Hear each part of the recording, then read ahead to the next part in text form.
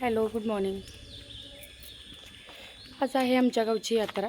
गावची म्हणजे आमच्या कुलदैवताची. गाव असं तोंडात आलं, पण जतला चाललो आहे मी मुचंडीला. सो आज मी फुल ब्लॉग बनवणार आहे. कसा प्रतिसाद मिळतो आहे बघूया. सो चला जाऊया आपण.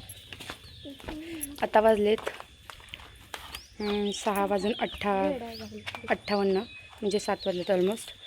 आता कितीला भेटतो आहे बघूया, पोचतो आहे बघूया. नाही म्हटलं तर 3 तास जाते. आणि चाललो आहे कोण दाखवते. हाय करा प्रभू, हाय. चला. घरातून निघाल्यानंतर 8:30च्या दरम्यान मस्तपैकी चहा घेतला. चहा घेतल्यानंतर टोल नाका पार केला. तर मी नागज वरून जाते. सो टोल नाका पार केल्या पहिल्यांदा गेली पोटपूजा, कारण मुलांना लागलेली भूक. मस्त पोहे, डोसा, उडीद वडा असं घेतलं. छान चहा पण घेतला. पेट्रोलची टाकी फुल केली आणि जत पार करून हे बघा निघाले मी मुचंडीला. प्रयत्न करते, सगळ्यांनी सपोर्ट करा. मी फुल ब्लॉग केलेला आहे. सो आता थोडीशी वर्दळ दिसते, पण खरंच खूप ऊन होतं आणि इथं हिरवळ जास्ती नाही आहे. उन्हाचा झळा पण खूप लागत होत्या. 11:45च्या आसपास आम्ही पोचलो होतो मुचंडीमध्ये. आणि मला इथून आतमध्ये म्हणजेच मुचंडीत पोचल्यापासून मंदिरापर्यंत जाऊपर्यंत अर्धा तास लागलेला, कारण खूप गर्दी होती. तर असं हे सगळं सुरुवातीचं स्टार्टअप आहे. तर आम्ही मस्तपैकी गाडी लावली आणि आम्हाला खाली जायचं होतं मंदिराकडे. हे आहे देवीचं मंदिर. आलो आम्ही खाली उतरून. इथं छान मस्तपैकी सगळ्यात जास्त मला आवडणारा टॉपिक म्हणजे हळदी कुंकू. जिकडे जाईल तिकडे मी हळदी कुंकू घेऊन येते. पहिल्यांदा घ्यावं म्हटलं निवद नारळ. तर नारळ वगैरे घेतला आणि चाललो वरती. असं बोललं जातं की हे जे दरीलिंगाचं मंदिर आहे ते महाराष्ट्रात अर्धं येतं आणि अर्धं कर्नाटकात येतं. मला जास्ती काय माहिती नाही. तुम्हाला माहिती असेल तर प्लीज कमेंट सेक्शनमध्ये कमेंट टाका. आणि निघालो वरती. तर खरंच खूप गर्दी होती. आम्ही बरोबर 11ला खालून निघालेलो.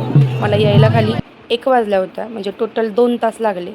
तर इथं अशी गर्दी होती. इथं जरी कमी दाखवत असेल तर कमी जाणवत असेल तर वरती खूप गर्दी होती, कारण लाईननं जायचं होतं. मधली मेन जी लाईन होती ती पूर्णपणे बंद होती. आता तुम्हाला पडलेला प्रश्न असेल की हे चाबूक गळ्यात घेतलेत किंवा जे काही मारत आहेत ते असं का.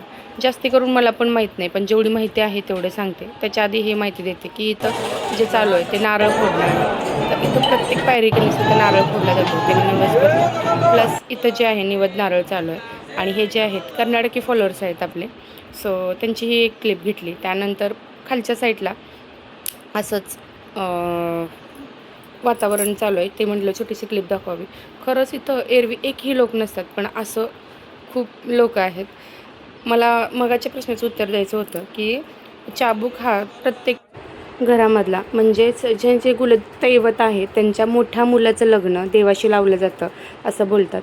तर घरातलं मोठ्याच्या मुलाचं किंवा दुसऱ्या कोणी त्यांच्या घरातल्या हिशोबावरती राहतं. तर ते देवासंग लग्न लावल्यानंतर हा चाबूक हा प्रत्येक वर्षाला येऊन इथं निवेद नारळ करून पूजन करून स्वतःच्या अंगावरती फटके मारून जावं लागतं. जेवढी माहिती आहे तेवढी तुमच्यासोबत शेअर केली. नक्कीच नेक्स्ट ब्लॉगमध्ये काहीतरी नवीन आणेल. तुम्हाला व्हिडिओ कसे वाटतात प्लीज कमेंट सेक्शनमध्ये कमेंट करा. आणि असंच बघायचं असेल तर मोठे व्हिडिओसाठी खरंच नक्की अप्रोच करा. मी नक्कीच दुसरे ब्लॉगसुद्धा टाकेल. परत हे सगळं झाल्यानंतर निघाले परतीच्या रस्त्याला. आणि मी बरोबर घरी जायला मला संध्याकाळचे 5:30 वाजल्या होत्या. आणि पहिल्यांदा फर्स्ट टाईमच मी आणि माझी मुलं आलो होतो. खरंच खूप भारी वाटलं. आणि 3 वर्षानंतर आले होते मी यात्रेला. बाय.